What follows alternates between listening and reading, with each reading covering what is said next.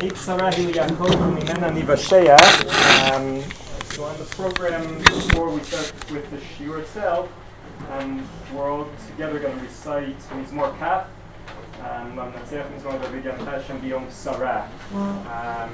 Which we say in Shacharit of every day. I guess there are sidurim around if anyone wants, or you have it on your phones, or it's more Kaf. See, wait, you know what? I can put it up. Al Torah. Good idea. It's a good sign. It's got to be useful. It's got to be useful for something. See you.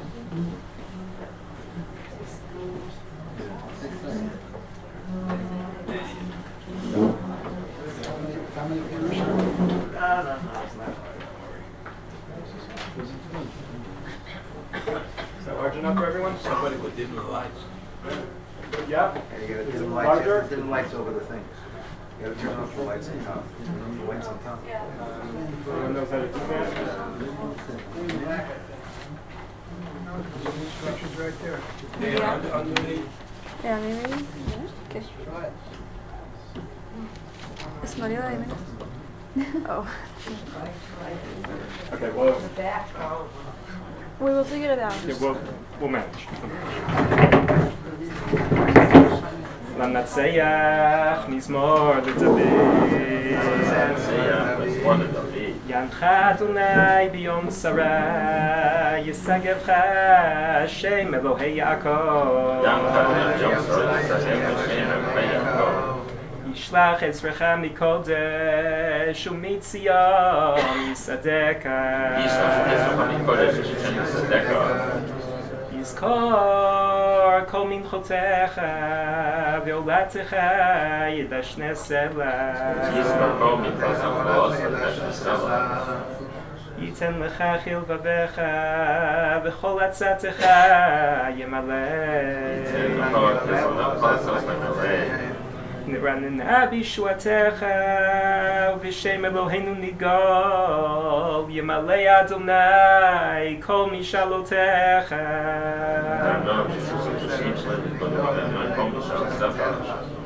Ata yadati ki yoshi Adonai mishicho yanehu mishmei kodsho bigvurot yesha yamino.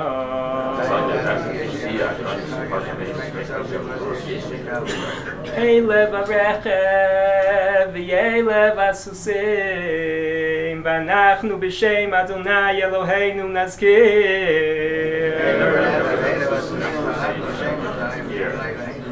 Hey makarov nafalo v'anachnu kamnu v'nitzodah Adonai Hoshea Hamelech Yaneinu v'yom koreinu Achinu kol beit Yisrael v'metinim Yisrael v'shujah v'medrim bein bayam v'bein bayabasha Yirasim Yitzhak l'bracha v'ashliva v'omer Yishuv v'tuvah Yishtav v'gadal v'zman k'zid v'nomar amen.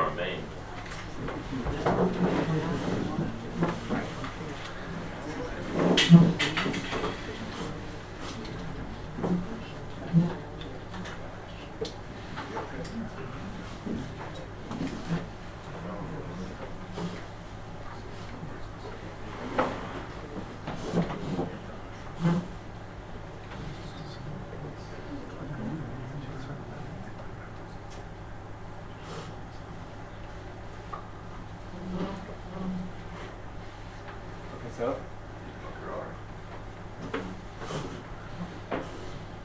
we're in the midst of I'm not sure whether it's a sprint, a marathon, some sort of middle distance run, and which makes it difficult for all of us to prepare. And the best we can do is each one of us, every single, as worrying and as paralyzing as the situation can sometimes be with children, grandchildren, friends, battling in the middle of Gaza. For each one of us to be trying to do every single little bit that we can, and it's a national marathon. And every single little bit that every one of us is able to do contributes, and will help our nation with the help of HaKadosh Baruch Hu be victorious over our enemies. Amen. The last few parshiot have certainly had material that relates to the war that we find ourselves in, war that's been thrust upon us, whether starting with Mala'ah Haaretz Hamas in Parashat Noach, Shvuyim, Avram's successful attempts to rescue all of the Shvuyim in Parashat Lech Lecha.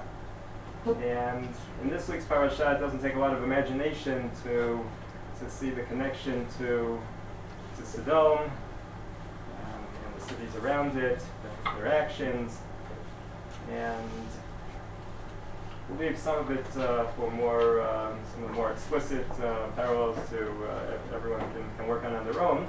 But what I'd like to focus on today is some interesting psukim in the middle of Parak Yudchet, beginning with the pasuk that's displayed on the screen now, in which Hashem decides that he has to consult with Abraham. Hashem Amar, "Hamechaseh ani me'Abraham asher ani oseh." Is it possible that I'm going to hide from Abraham what I'm about to do? And this pasuk is very striking in the midst of all the questions that we have about what Abraham's davening for and why he's davening and what in fact was the sin of Sodom, which also isn't so clear yet at this point in Parak Yudchet. But why does Hashem feel compelled to have a discussion with Abraham? Hashem isn't allowed to do things without notifying Abraham. That, I think, is a very large question, which certainly has some obvious answers, some less obvious answers, but certainly one that almost all the Mefarshim attempt to grapple with. And what I'd like to do today together is take a look at some of the different Mefarshim, how their interplay with each other, and perhaps some of the meanings of some of their different approaches to this question. Along the way, we'll also deal with some of the other smaller, I think, or less philosophical questions that the pasuk raises, and just we'll point some of them out for starters right now. Hashem Amar. So Hashem said, maybe. I'm not sure exactly how to define Amar. Amar, we know in Tanakh can have different meanings, but let's assume for now that Hashem said. But what's missing? To whom? Who did Hashem say this to? Did he say it to himself? Did he say it to Abraham?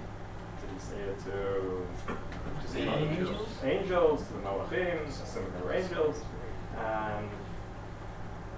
Hashem Amar. What else is interesting about that phrase? So we have. Exactly. It's what's called a past perfect or pluperfect, as opposed to the standard form of Vayomer Hashem, which is what we usually, as a standard form in Tanakh. We have Hashem Amar. So what is this? Perhaps a past perfect form. What is this doing here? So when is, and that relates to the question, when is Hashem saying this? To whom is he saying this? And why is he saying this? What is the reason that he feels compelled to share this with Abraham?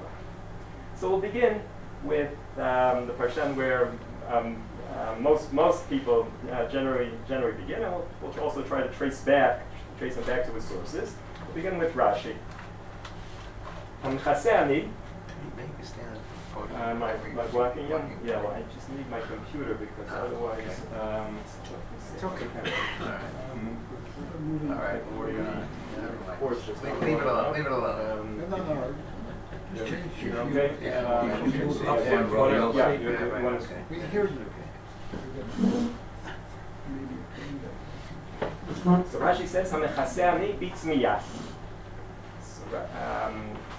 Now, I think, in this case, probably most of us would have read the pasuk this way. Rashi and the Gemara also, when there's a pasuk that, since psukim don't have punctuation, so when we need to add a siman sheila and it's not totally obvious, so sometimes Rashi will help us out to make sure that we're able to we're able to read the pasuk without any problems. So it tells us right away this is a question. Of course, that begs the question of who is he? Who is HaKadosh Baruch Hu asking this question? Asher ani oseh bisdom. Now, that also wasn't explicit in this pasuk because even though the pasuk before, in pasuk Tet-Zayin, vayakumu misham ha'anashim vayashkifu al pnei Sodom, the Abraham Aleichem Mishalachem mentions Sodom, but Psukim haven't yet told us that Hashem is about to destroy Sodom. Now we of course are omniscient readers. We know the end of the story, so we know what Hashem is talking about. But Rashi is helping the reader who's reading it for the first time as well. And now Rashi gets to his answer. Lo yafeli la'asot davar shelo midato. Ani natati lo et haaretz hazot.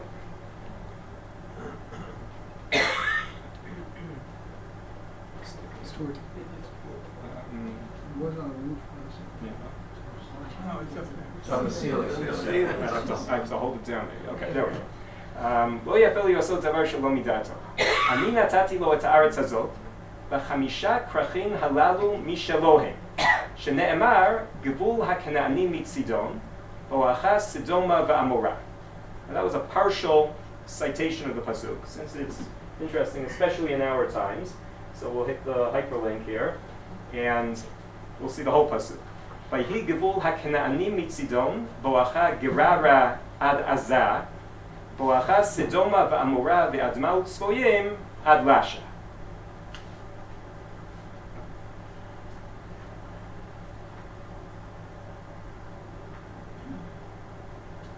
So Rashi quotes this pasuk from Parashat Noach, which tells us the boundaries of the Canaanite. Why is the pasuk telling us the boundaries of the Canaanite? So there's a principle, a literary principle that we have in Tanakh that a lot of the Mefarshim employ in cases like this, where we have one piece of information which seems to stand out. So in the midst of the whole genealogy, so there's a description of the geographical boundaries of the Canaanite. And that principle is called a hakdama, an anticipation, it's an introduction. So that pasuk is important. Why do we need to know the gvul hakna'anim mitzidon, bo'acha gerara dazan, bo'acha Sodoma va'amora? So we need to know it because, obviously, of all of the sons of Noach, the ones who are going to be most important are the ones who are going to be relevant for the rest of Torah. The boundaries of Eretz Yisrael are very important for us to know. So the gvul hakna'ani goes down in two parts. So we really should call up a map, but I didn't prepare one. But we have the Canaani is, we know from the, so if we, in the air, for Eretz Yisrael, so Canaani goes down on the Chof Hayam, the coast of the Mediterranean, as well as on the side of the Yarden. So the Gevul HaKanaani meets Sidon, starting up north, goes down Bo'acha Gerara Adazah. That's the part, that's the strip of the Canaani that went on the western side along the Mediterranean until Azah. And on the eastern side, we have the Gevul HaKanaani Bo'acha Sidoma va'amora. And we know this from the Meraglim also. The Canaani Yoshev al Hayam ve'al Yad HaYarden. Then he was on both sides of Eretz Yisrael. Why is Rashi bringing this pasuk here? Rashi is trying to explain why this land belongs to Abraham. Ani natati lo et haaretz hazot. And Rashi's proof is, how do we know that Sodom and Amorah are part of the land that was given to Abraham? From this pasuk in Parashat Noach. Then Rashi continues, Karati oto avihem. I called him their father. Whose father? Av Hamon Goyim. So who does it sound like? Avram is the father of whom? Of not just Am Yisrael, but also the people in Sodom v'Amorah. That's what it sounds like from this Rashi. Be'ashmid habanim v'lo odia la'av shehu ohavi. So how can I destroy these inhabitants of Sodom who are the children of Abraham? Well, not literally descendants, but he's their He's Godfather. the godfather. Good, that's a good word. Godfather, thank you. Of all these people of Sidon. Notice that Rashi is combining two different elements here. The first element is Ani natati lo et haaretz hazot. I gave him this land. The second element, karati oto avihem, almost without a transition, relates not to the land, but to the people. Rashi, as we frequently see, is really based here on two different sources. And what's one of the most interesting things one can do when studying Rashi is to watch how Rashi interweaves sometimes separate sources, which in the original were two different, maybe perhaps opposing opinions even, and Rashi will weave them together, integrate them, synthesize them into this Perush, which is probably the best-selling Perush ever. So to understand what Rashi is doing here, let's go down, scroll down a little, and we have a button at the bottom of each pasuk, which allows us to call up additional mefarshim. That's that button there. Hatzig mefarshim nosafim. And what this will allow us to choose from is different targumim, different midrashim.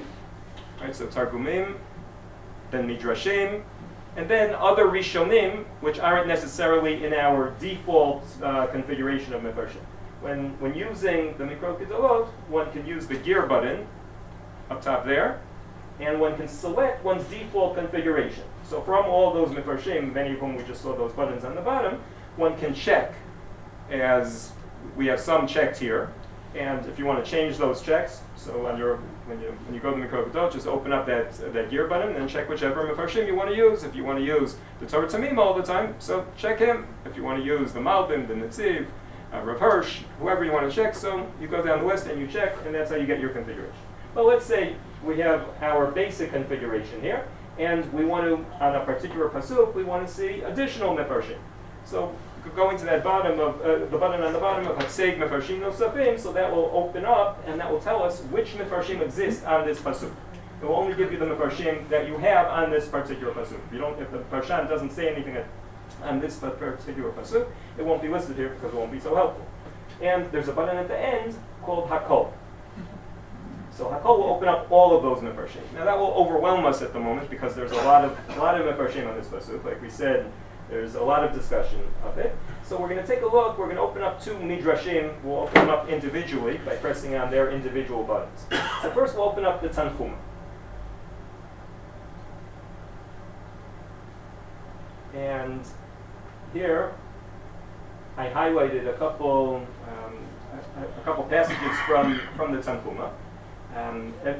Anyone who if you want to, you can always highlight words or a phrase on the screen, and then you can go down to Sva, and you can color it whatever color you want. And if you have an account, it's free, everything's freely available. You can make your own personal account by going to the person button here, and then if you log in and you're logged in, so then it will save like I did beforehand. I had colored this when I was preparing, and then it saves the colors so that you can have your highlights for your own personal notes, for your own shiurim that you might be giving. So that's an important function to know. Amar Rabbi Levi, Lama Gilah HaKadosh Baruch Hu le'Avraham.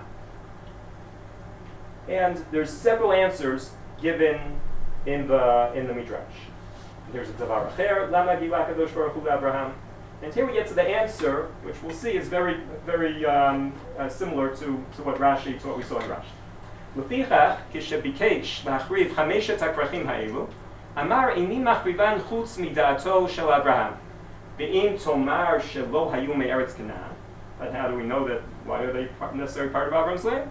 Re'ei ma'kativ acharav ve'hi gebu ha'knanim mitzidon bo'acha gerara ad azah bo'acha Sodoma v'Amorah v'adma u'tzuim avasha.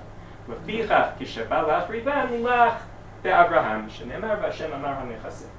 So here we see very explicitly in the Tanchuma the first part of what we saw in Rashi. The second part doesn't appear in the Tanchuma anyplace.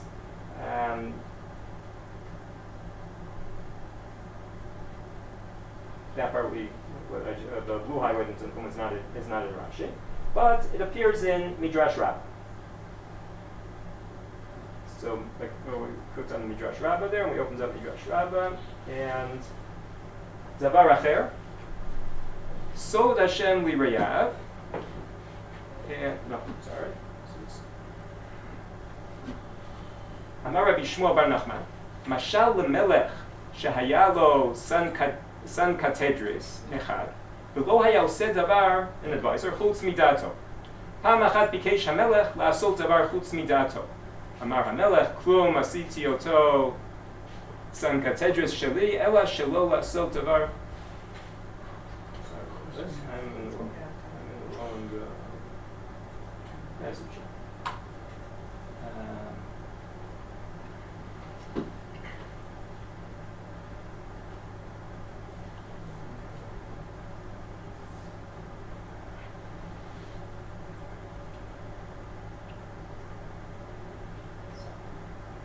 Apologies. This is Midrash Rabbah on the previous pasuk.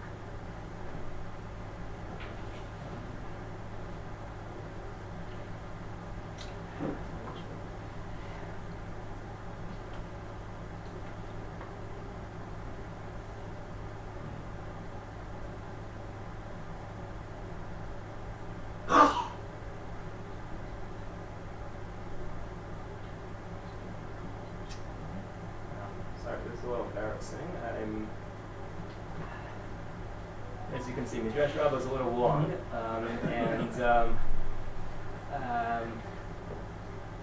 okay, here we are. We can't turn the lights down. The problem is with me, not the lights. So, No, but so as far as seeing it, I think the light switches are in the back. I think we tried this several months ago in a previous occasion, and we couldn't figure out how to do it. But speak to the powers that be afterwards, and maybe we can work this out. Again, apologize for the confusion here. So Amar Rabbi Yudan,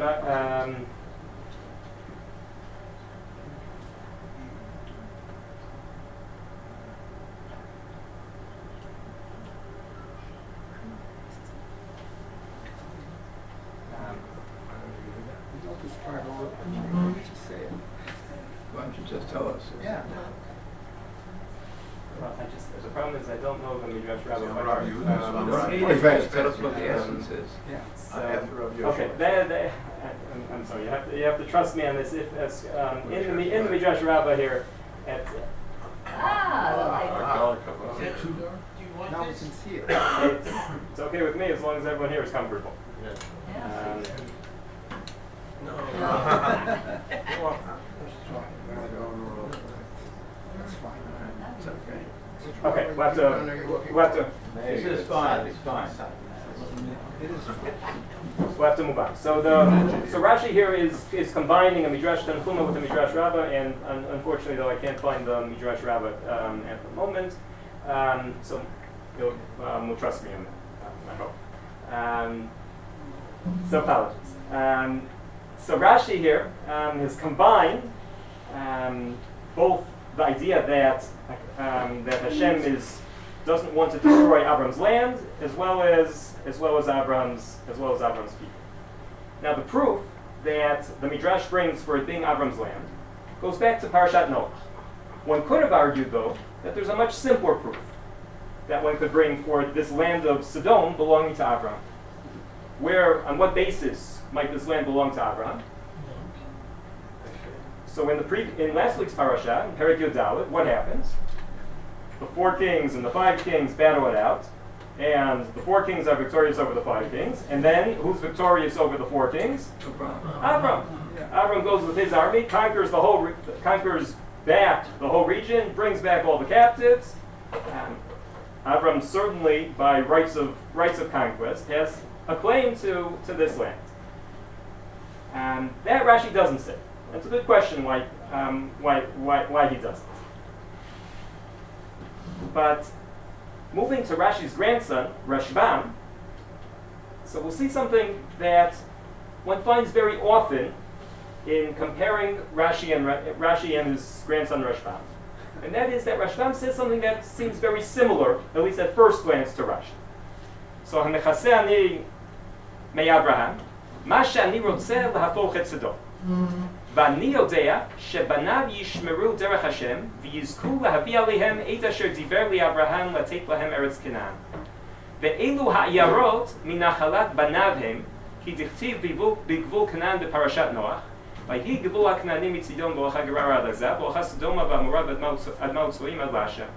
ואיך החריב קרקע שלו או קרקע שכניו שלא מדעתו. So what do we see here in Rashbam? At first glance, it sounds very, very familiar. That big pasuk from Parashat Noach that Rashi cited, Rashbam also cites it. He also says almost in exact the same in the exact same words, "Eich achriv karka shelo." He adds "O karka shchenav," which makes one wonder here whether he's hedging here as to who this who the land belongs to, whether it's actually part of Eretz Yisrael or only on the border of Eretz Yisrael. So we can get into a political discussion here. But there's some elements that are usually, in such cases, that are different about Rashbam than Rashi. Because otherwise, Rashbam assumes that everyone reading his Perush had a copy of Rashi. So Rashbam doesn't need to duplicate Rashi. So in cases like this, it always pays to look, to examine very closely, and to use Rashi as a foil to see where Rashbam, in what direction is he going, in how is he, what are the nuances that make him different than Rashi. So in this case, first of all, Rashbam only cites only brings one of the interpretations that Rashi put.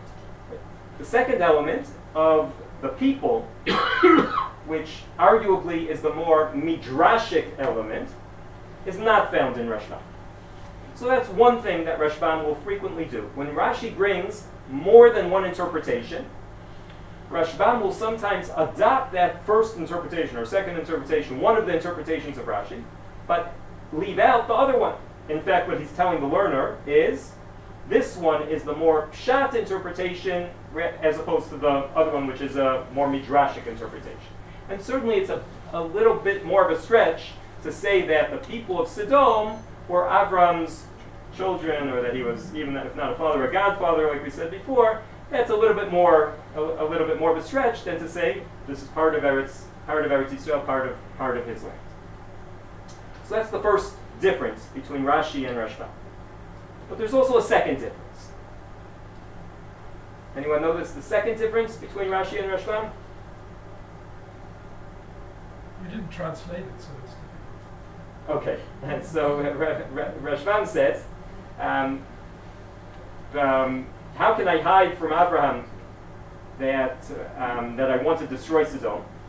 Because I know that his children will follow in the ways of Hashem, and therefore they will merit that they will everything that I promised to Abraham to give them Eretz Canaan. And then all of these cities are part of that nachala, part of that inheritance that I promised to Abraham, based on the pasuk in Noah. And how can I destroy his land or the land of his neighbors? Well, the difference is Shekhinah. Rashi didn't say anything about there's Shekhinah. Okay, at the very end, there's a difference there. Correct. But the emphasis of Rashi was on Abraham. Here it's on the children. Exactly. Very good. So Rashi, thank you for helping us. Rashi says, "Ani natati lo et haaretz hazot, v'chamisha krachin halalu mishelo hem," referring to Avram himself. Karati oto avihem. Everything's focused on Avram himself. Rashbam, on the other hand, says that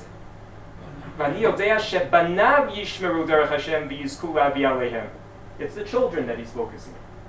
Now there's an obvious reason why Rashbam would do that, and that is that we generally don't think of Abraham as being the one who inherited Eretz Yisrael. Now what we said a couple minutes ago from Parashat Yud in last week's Parashat might be a different side to that. It might be an argument to focus on Abraham himself because he did conquer the land. But we don't see Abraham doesn't have enough people to settle all of Eretz Yisrael. So that could be the simple reason why Rashbam is focusing on the children. But I think that there's a second element in Rashbam. And that relates to, if we take a look, Rashbam is commenting on a few psukim altogether, Yud Zayin through Yud Tet, as opposed to Rashi, who's viewing Yud Zayin separately from Yud Chet and Yud Tet. Our pasuk being Yud Zayin, and Yud Chet and Yud Tet, just to peek ahead, are Abraham hayo yiyeh legoy gadol v'atzum v'nivrechu bo kol goyei haaretz.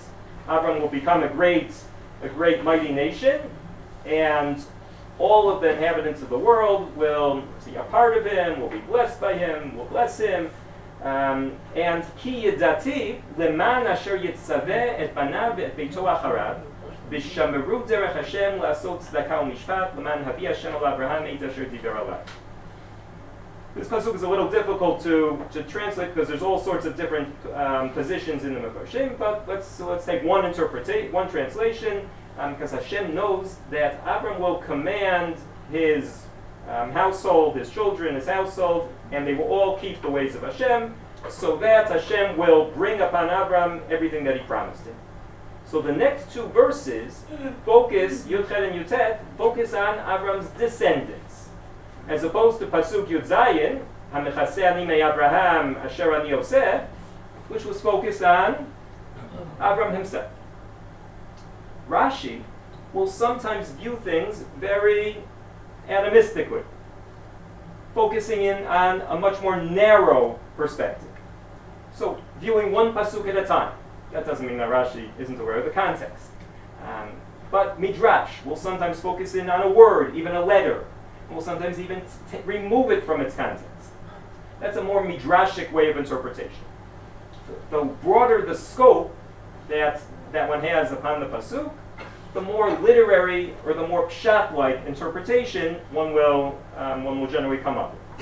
Rashbam here, in our case, is giving a broader view of our pasuk. Rashbam is saying that our pasuk of Hamechaseh ani me Abraham has to be connected to what comes after it. Now, before we see what Rashbam here is exactly doing, just to see the foil for Rashbam. In Rashi here, on the next pasuk, Ve'Avraham hayo yiyeh midrash agadah zecher sadik livracha ho'il v'hizkiro berecho. What does Rashi mean? What's Rashi saying here? מעניין זצ"ל using for living person here, not the way we use it. So Rashi here is quoting a midrash which comes up in the Bavli, like in the hyperlink, as well as other midrashim, that when a person's name, when a tzaddik's name is mentioned, so we say zatzal, we say zecher tzaddik livracha. So Abram, though, here is living. It's not only that, or at least when Hashem's talking to him, but when the Torah is being written, at a time when Abram is no longer. We mention Abram, the Midrash says, and therefore, since Hashem said, Hamechaseh ani me Abraham, therefore we'll talk about all the good things about Abram.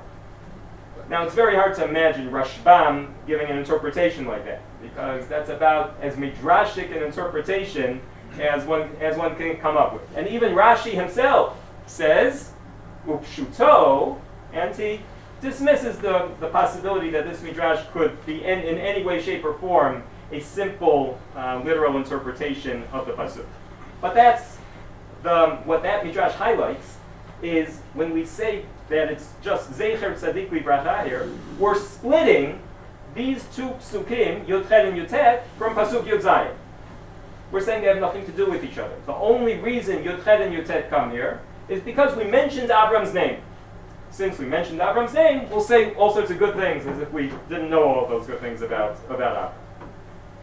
Rashbam, on the other hand, obviously that would be inconceivable that such an interpretation. Rashbam was a pashtan mupak, is always giving the simple literal interpretation, or at least attempting to, that he would offer an interpretation like that. He says the psukim must be connected. When we read Hamechaseh ani me Abraham asher ani Yosef, the way to interpret that must have something to do with the continuation. The verses which continue are speaking not of Abraham himself, or not solely not focused exclusively on Abraham, but are related to his children, are related to that Hashem is going to fulfill for Abraham's children what he promised Abraham himself. Therefore, Rashbam says, that's the key to understanding our pasuk of Hamechaseh Ani Abraham. Hashem says, I can't hide from Abraham because his children are going to inherit the land. The focus is on the children. So those are some of the differences between Rashi and Rashbam. We skipped, historically or chronologically, one very important parshan who appears between Rashi and Rashbam, also on the page here.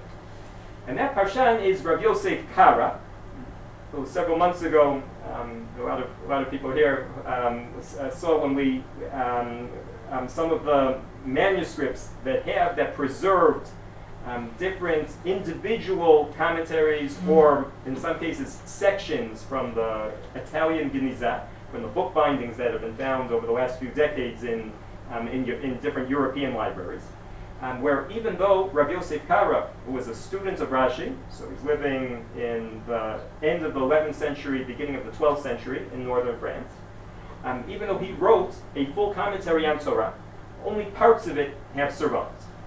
And here we're going to see another example of what it means that they survived and how they survived. What we have here in this picture is a manuscript of Rashi's commentary. And we'll see that along the sides, in the margins of the manuscript, we'll see different glosses. Now, if anyone can, I'll try to enlarge that a little.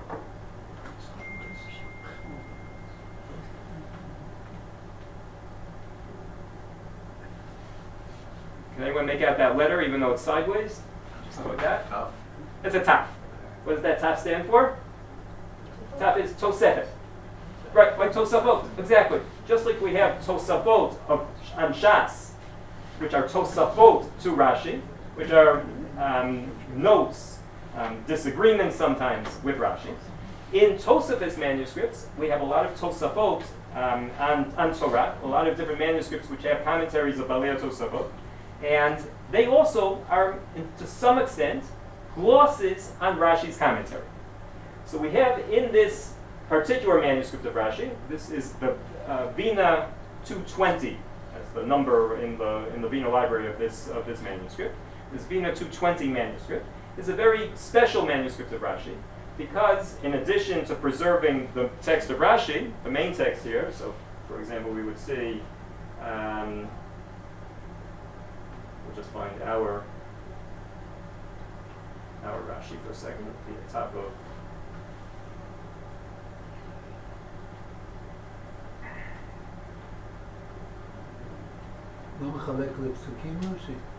Nope. That's an advantage of a modern. One of the advantages, besides the fact that the script sometimes this is a very nice, clean, beautiful manuscript, but there are manuscripts which are much more difficult to read. But there are no manuscripts that have division into psukim because, for one, because the division to psukim came only after was after Rashi's time, a couple centuries later. But here we can see our pasuk Hamechaseh Ani Bitzmiyah. Right, so we have basically Rashi, sometimes with small differences, sometimes with slightly larger differences. So this is the text of Rashi in the main part of the manuscript. But at the bottom of this manuscript, we're going to see two very pretty circles. And if one deciphers these circles, which is not so difficult. Hamechaseh Ani Abraham, and we won't read the whole thing, but we'll see at the end of the second circle. Can anyone make that out? Rabbi Yosef. Rabbi Yosef is Rabbi Yosef Kara. This is a gloss from his glosses on Rashi's commentary. Now, rather than, since we don't have endless time here, rather than making everyone read this from the manuscript, we'll go back to our Mikrot Gedolot now, which took all of these different glosses, not just from this manuscript, but from probably about 100 other manuscripts, because each manuscript preserves different different materials. Sometimes there's some overlap, but it's somewhat of a project to try to find all of these clauses. And what we were able to do is produce a collection of Rav Yosef Kara's comments on many psukim in Torah, and reconstruct about 10% of the commentary. 10% is far from a complete job, but one can get a good taste of Rav Yosef Kara's Parashat. And we know that Rav Yosef Kara, in some ways, was a bridge between Rashi and Rashbam. Rav Yosef Kara, a lot of Rashbam's Pshat Parshanut was influenced by Rav Yosef Kara. We know that they had conversations between them because they cite each other. Rashbam speaks about a couple times in his commentary about having asked a question or Rav Yosef Kara asking him a question. So they had extensive communication between them. And in many cases, their Perushim are very similar to each other. Let's see what the story is here. Hanechaseh me Abraham, v'hu yiyeh legoy gadol v'yatzum. So Rav Yosef Kara, first of all, on this matter, let's try to evaluate. Is he more similar to Rashi or more similar to Rashbam? Right away from the Dibur HaMatchil. Rashi or Rashbam? In what ways is he more similar to Rashbam? So mixing the two, the pasuk Yud Zayin with the psukim that come after it. So as opposed to Rashi, who's focusing narrowly each pasuk at a time, Rav Yosef Kara is combining Hamechaseni me Abraham with V'hu yiyeh Abraham hayo yiyeh l'goy gadol v'yatzor. Al banav lishmor chukot umitzvot tovim im agalelo she'avir Sodom va'amora min ha'olam merov chatatam she'avi va'akayem li Abraham et asher diber alav v'tek l'zaro acharav et eretz Canaan im yishmeru darkam. So Rav Yosef Kara says, it's incumbent upon the children of Abraham. So that element, the children, is like who? Again, like Rashbam, like this, the connection to the subsequent psukim. So it's incumbent upon the children of Abraham to follow, to adhere, to observe, and adhere to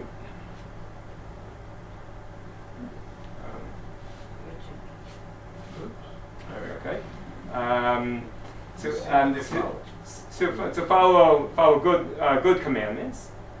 If I will tell him, if I will reveal to him that I'm going to wipe out, obliterate Sodom and Amorah because of their sins. Anyone follow what Rabbi Yosef Kara is trying to say? It's a Musa. He's giving a Musa. There's something conditional here. Okay, good. Now, part of the problem here is that we're, of course, getting a little circle in the manuscript, which some scribe copied and didn't necessarily always copy the entire Perush, some abridgment. So it's not always so easy to make heads or tails and to make good sense of some of these comments. But what we are able to grasp is clearly going on here in Rabbi Yosef Kara, is that there's some sort of conditional element here, which is connected to the destruction of Sodom. Now the psukim already spoke about a condition. To keep the mitzvot. So that he's quoting, right? Lishmor chukot mitzvot tovim. That's from the pasuk of Rasot Tzedakah Mishpat. But what does Sodom and Amorah have to do with it? So that's not so easy to understand from Rav Yosef Kara. They were destroyed because of the Shetzaim, and Bnei Abraham act differently in order to survive, in order to inherit the land. So I think you're absolutely correct. That's exactly what Rav Yosef Kara is saying. The formulation, though, in Rav Yosef Kara isn't so clear. We'll go back to Rav Yosef Kara in a second, but first I want to see a later Parshan who gives a much more developed, a much clearer formulation of that exact idea. And that Parshan is the Melechet Machshevet, down here on the bottom, written by Rabbi Moshe Chayfetz, who was an Italian commentator in the 18th century. How many people here have used the Melechet Machshevet before? Not too many, I would assume. I have to admit that I've only used Melech HaMashevet a few handfuls of times in my life, and I spent a lot of my life dealing with Parshanim. And there's a good reason why nobody here has probably used Melech HaMashevet or heard of him, and that is that Melech HaMashevet was published once in the 18th century in Italy, and basically was unavailable until a few months ago. And with the ability to digitize commentaries and to present them in a pleasing way for people to use them, and sometimes even better than the original printing. So we have the opportunity to all sorts of valuable commentaries that have gotten lost over the generations because they were never reprinted. We have the ability to make them readily available. And the Melech HaMashevet on this pasuk, basically, and he didn't know Rabbi Yosef Kara because Rabbi Yosef Kara's commentary was also lost for centuries. But he basically comes to this approach on his own. He says the Perush HaMikraot halalu ki ein bahem tzvuna l'marei einayim. He says the connection between these three verses, Yud Zayin, Yud Chet, and Yud Tet, is very difficult to understand. And we see that Rabbi Yosef Kara is trying to connect something about what's going on in Sodom with the fact that Avram's children, Avram's descendants, should be keeping mitzvot. So Melech HaMashevet does it in a clearer fashion, also a longer fashion. There's always a pluses and minuses. Yir'eh lomar, ki yirat ha'onesh mevi'ah lidei yirat chet, v'la'asot mishpat u'tzedakah l'man yanus me'onesh hanitzchi, ma shelo yavi kol kach ahavat ha'sachar v'tikvat ha'gimul, v'ho'il v'Hashem yitbarach lo yachriach la'asot tov, כי הרשות לאיש נתונה. מכל מקום יורה חטאים בדרך, ילכו וייתן לבניהם דמיון ותמונת עונשי הפושעים והמורדים, בעבור ישמעו ויראו ויקחו מוסר לנפשם. Rabbi Moshe Chaifetz explains that the purpose of the Torah, the purpose of mitzvot, the purpose of not just the legal portions of the Torah, but also the stories of the Torah, is to get people to conduct themselves, to behave themselves in appropriate fashion by doing mitzvot and avoiding averot. Now, one way the Torah does that is by providing rewards. Leman yirbu yemechem v'imei b'nechem al ha'adamah. If you will keep the mitzvot, so v'natatim et ha'aretzachem b'ito. The Melech HaMashevet, though, has a very interesting insight, and he says that rewards is not as big an impetus to people behaving correctly as the fear of punishment. I don't know if one can prove this. Speaking from my own experience, I think I definitely that resonates with me. And the Melech HaMashevet is saying that what's the point? What's the connection between Hashem telling Abraham? What's the need for Hashem to tell Abraham about what's about to happen with Sodom? The whole purpose here is to serve as a warning, to serve as a model for Avram's descendants. See what happens to people who don't follow in the ways of Hashem and don't do tzedakah u'mishpat. So even though the psukim which follow formulate in the positive, ki dativ l'man asher yitzaveh panav l'asot tzedakah u'mishpat, the point is to look at the negative. Where else in Torah do we have psukim that echo this type of idea? In Vayem Shamo is probably more focused on the positive, but there's also negative. If you don't listen, so then Hashem v'lo. But that's not exactly a model of people in the past being punished. And the Tocha also is a threat of punishment, the same. But where do we have that element of previous occupants, inhabitants of the country being punished? Well, the Mabul is universal. If you don't follow the Torah. Exactly. So in Parashat Achremot, v'lo taki haaretz etchem b'tama'achem otah, ka'asher ka'a et hagoy asher lifnechem. So the land shouldn't. You have to keep all the chukim and avoid all the toevot, all the abominations. The Torah says, so that the land won't vomit you out like it vomited. It uses very visceral language. Asher ka'a et hagoy asher lifnechem. Ki et kol eile asu va'akutz bahem va'amar lachem atem tirshu et admatam. Psukim and Achrimot speak about all the abominations of the Canaanites, Eretz Canaan, Mitzrayim. These are the nations that Hashem brings his greatest, takes his vengeful punishment, exacts vengeful punishment from them, and they are used as a warning, as a azhara. Don't become like that. Rabbi Yosef Kara and the Machet Mashevet take this back, not from the Psukim and Vayikra, and say this is what's going on in many of the stories in Sefer Bereshit. Why does the Torah start from Sefer Bereshit and not just from Parashat Bo with the halachic mitzvot in the Torah? So there's many interpretations that answers to that question that are given in the Mefarshim.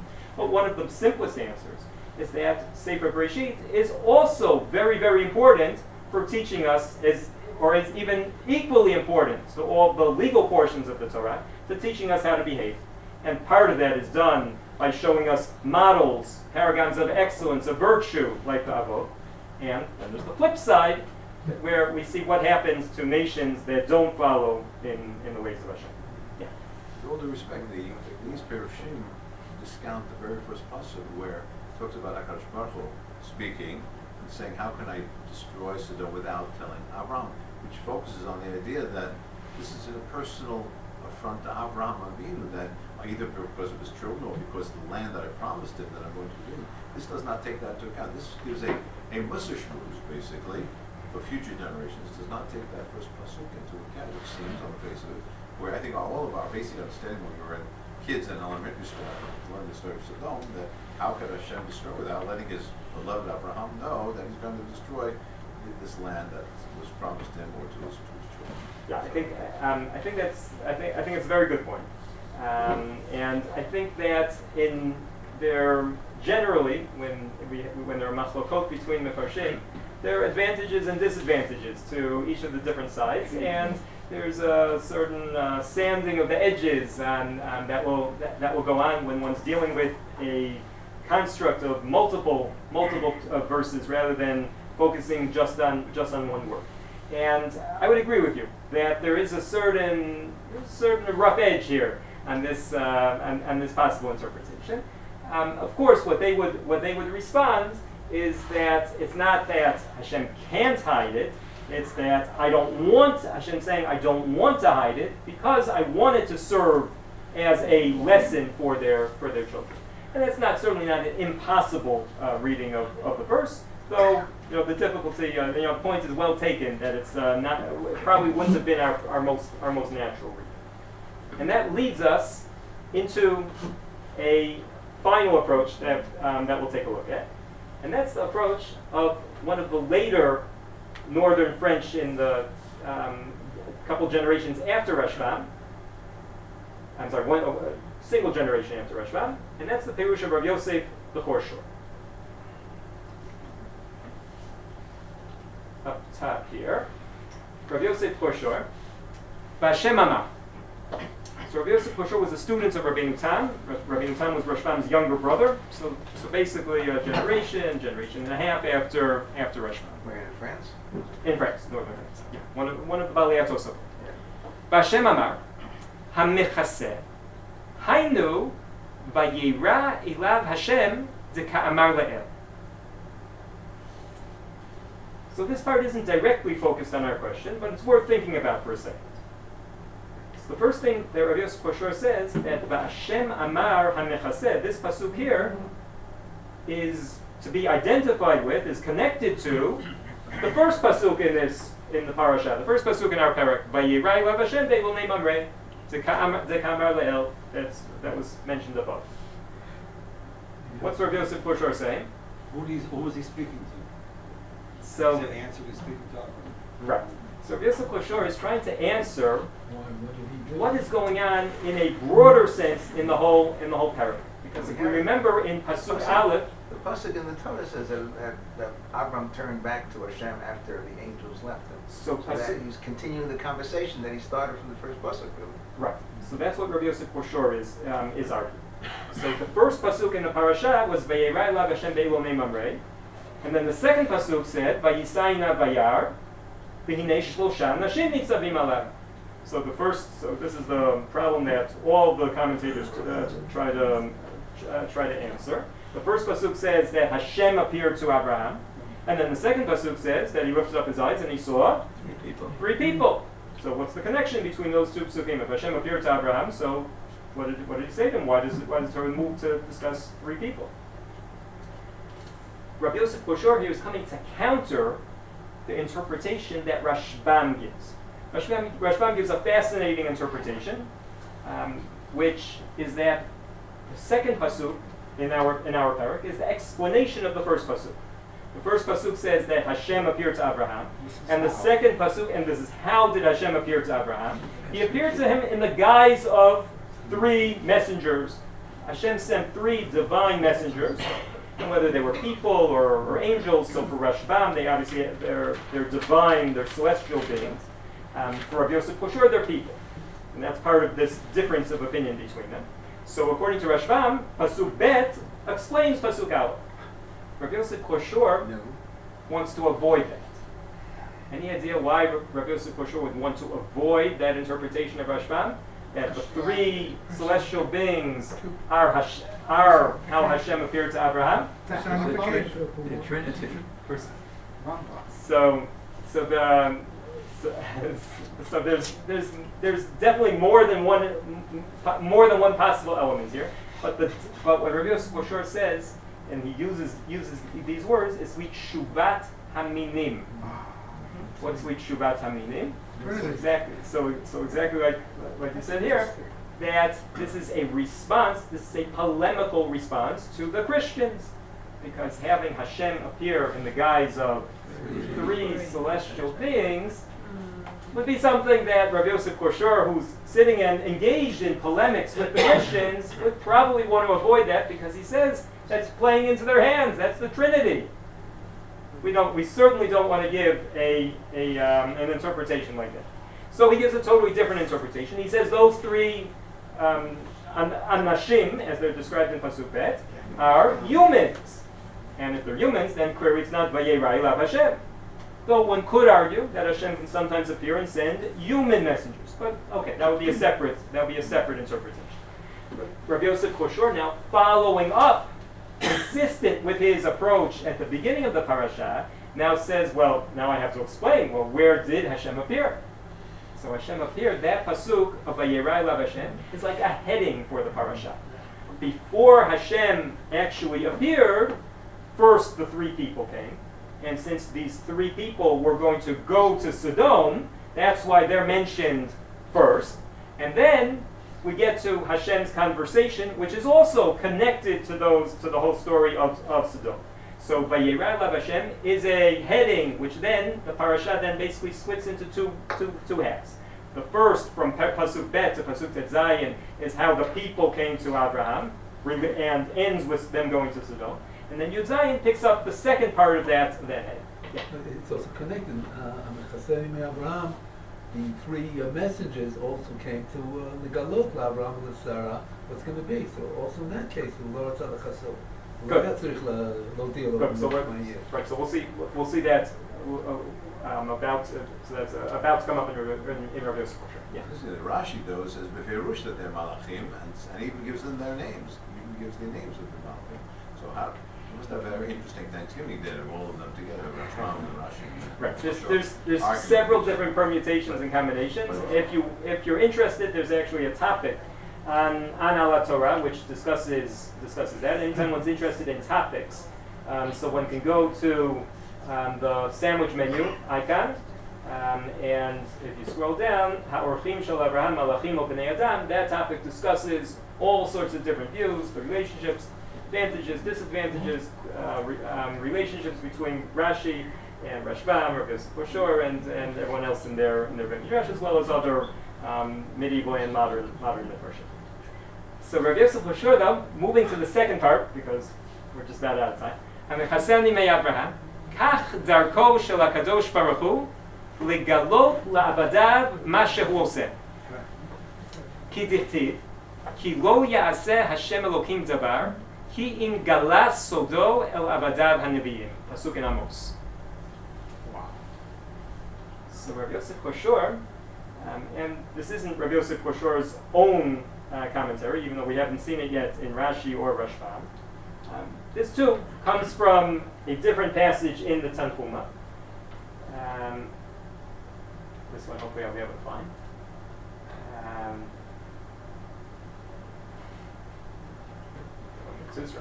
דבר אחר, והשם אמר המכסה אני, זה שאמר הכתוב, כי לא יעשה השם אלוקים דבר, כי אם גלה סודו אל עבדיו הנביאים. And it's also in Midrash Rabbah, but I'm not gonna try again with Midrash Rabbah. Didn't do so well last time. So Rabbi Yosef the Choshor gives a very, very different approach to our question.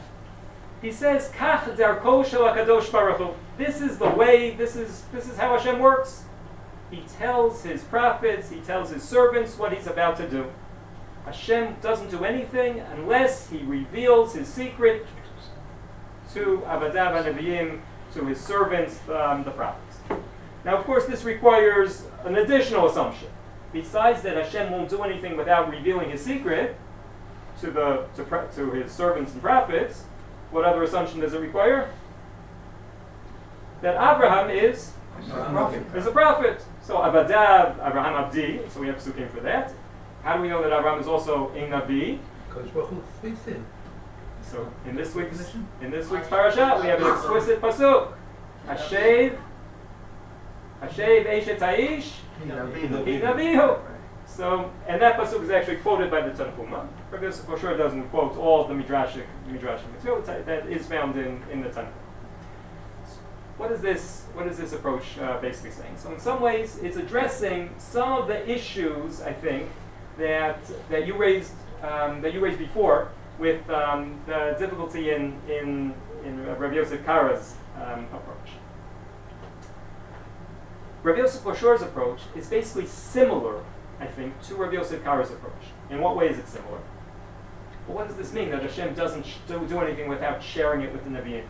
Because that just means that Hashem isn't capable of doing it. Hashem has to tell them beforehand, because otherwise, I don't know, he gets punished if he doesn't. I mean, what does that mean? So I think there's only, as far as I know, there's only one real way of understanding this. And that is that Hashem, what's the purpose of Hashem revealing beforehand what's going to happen to the Nevi'im? Give people a chance to do tshuva. And even if Hashem knows that they're not going to do tshuva, Early morning. it's to teach people. When Hashem's bringing punishments, they're as a deterrent. So when Hashem tells, and the greatest concern is that when people see punishments happening to them, they attribute it to derech hateva. And that's one of the most important messages throughout the Torah. Im telchu imi bekeri v'lo tovu lishmo ali v'yasafti aleichem makah.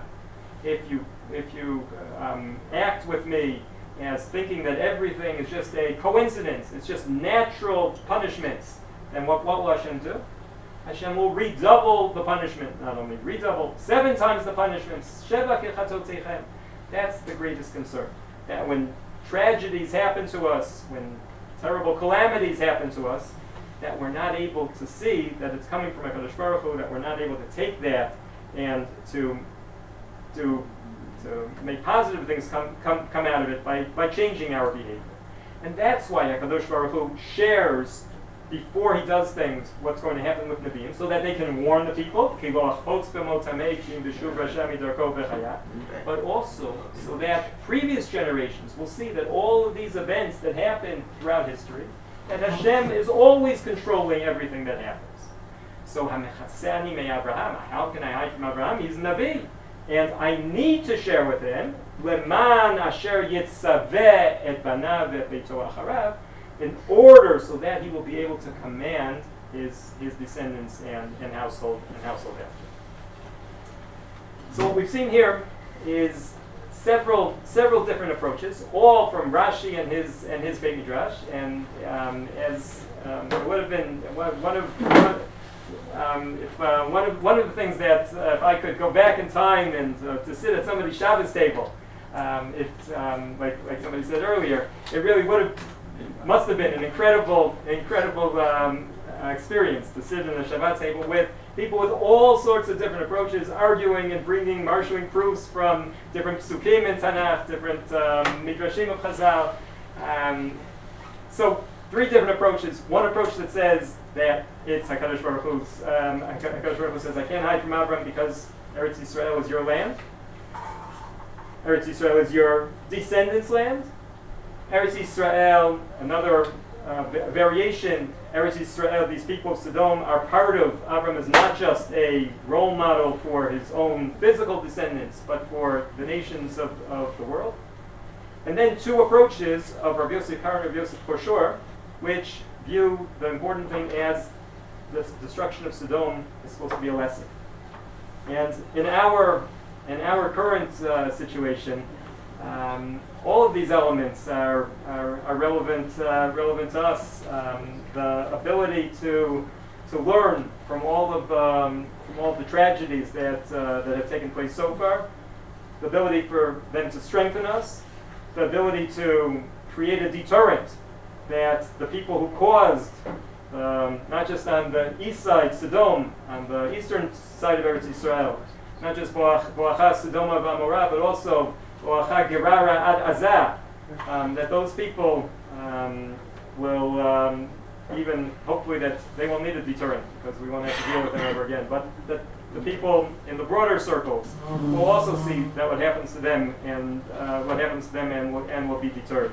And may HaKadosh Baruch Hu yizchut all of our tefillot, all of our masim tovim, all of our Talmud Torah, everything that we're able to help each other and able to help all the chayalim on the front. May He listen to our tefillot and bring everyone back to shalom. Amen. With a successful Amen. What's the name of this program? Somebody hit the lights.